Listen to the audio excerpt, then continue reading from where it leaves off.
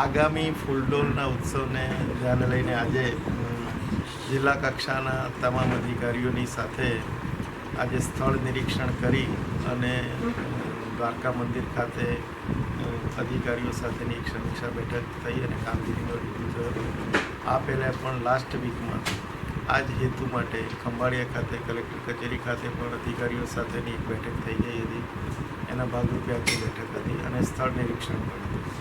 મોટે ભાગે આપણે દર વર્ષે સમગ્ર ટીમ દ્વારકા અહીં સ્થાનિક અમારો જે નગરપાલિકા અને રેવન્યુનો પોલીસનો સ્ટાફ છે, ઉપરાંત સ્થાનિક ઘણા બધા સંખ્યાબંધ મંડળો અને સંસ્થાઓ છે કે જે લોકો આમાં વોલેન્ટરી સહયોગ આપે છે. આટલા મોટા પ્રમાણમાં 4-5 દિવસ લોકો પદયાત્રીઓ ચાલીને દર્શન માટે આવે છે, એટલે એ લોકોની મૂવમેન્ટ વર્ષોથી આટલા મોટા પ્રમાણમાં રહી છે.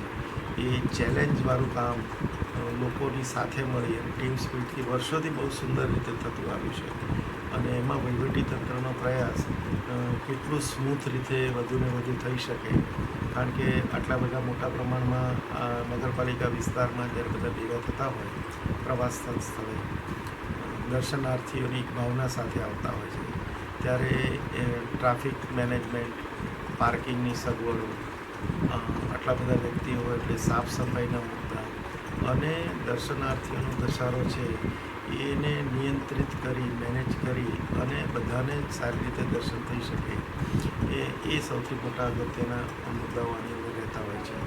પણ મને આનંદ છે અને આજની કામગીરીની સમીક્ષા કરી એમાં લોકલ કેટલાક લોકો પણ જોડાયા, જેમાં તમારામાંથી કોઈ 1-2 પ્રેસના મિત્ર પણ હતા કે જેમણે કેટલીક બાબતો પરત્વે પણ ધ્યાન દોરીને સારા સૂચનો કર્યા અને અમારી તંત્રની હંમેશા એવી તૈયારી રહી છે કે એ બધા સૂચનોને ઇન્કોર્પોરેટ કરી અને વધારે સારી રીતે આપણે કરી શકીએ.